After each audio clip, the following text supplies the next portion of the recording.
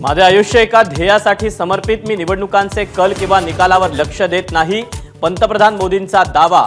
रात्री 8 वाजता मोदींची एक्सक्लुझिव्ह मुलाखत।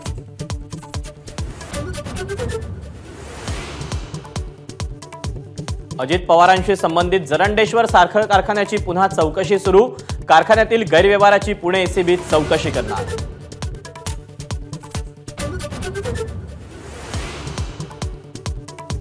मुख्यमंत्री एकनाथ शिंदेंकडून कोस्टल रोडच्या गळतीची पाहणी, कोस्टल रोडला कोणताही धोका नाही, जॉइंटमध्ये गळती, पाहणीनंतर मुख्यमंत्र्यांची प्रतिक्रिया।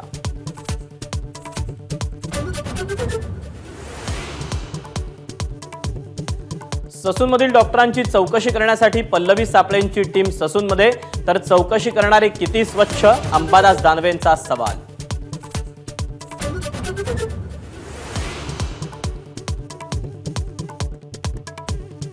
दबावाला बळी पडू नका, काँग्रेस आमदार धंगेकरांची ससून डीनच्या सोबत भेट घेऊन सूचना, तावरे मंत्र्यांच्या जवळचे असल्यानं पद मिळाल्याचा आरोप।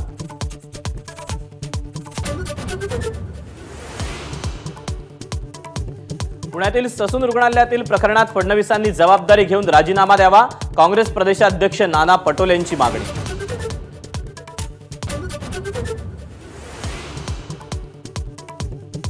ससून रुग्णालयाच्या कामकाजाची समीक्षा करून श्वेतपत्रिका काढा, खासदार सुप्रिया सुळेंची मागणी।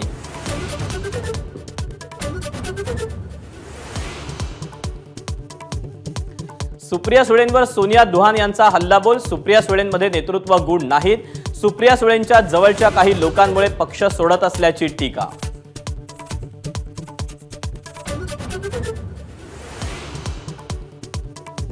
विधान परिषदेच्या 4 जागांसाठी आज महायुतीची खलबत, मनसेला मदत करणार की महायुती 4ही जागांवर उमेदवार देणार याची उत्सुकता।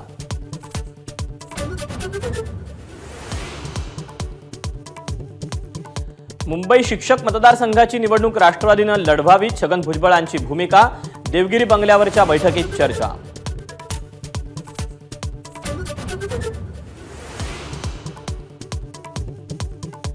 एबीपी माझाच्या बातमीनंतर बीड जिल्ह्यातील सोशल मीडियावर पोलिसांचा वॉच वाढला, मुंडेवाडी प्रकरणात एकाला अटक, 191 जणांवर कारवाई।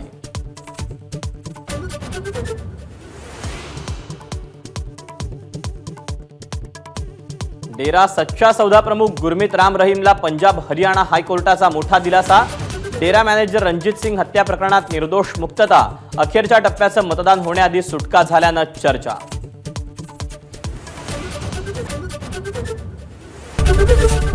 एबीपी माझा, उघडा डोळे बघा नीट।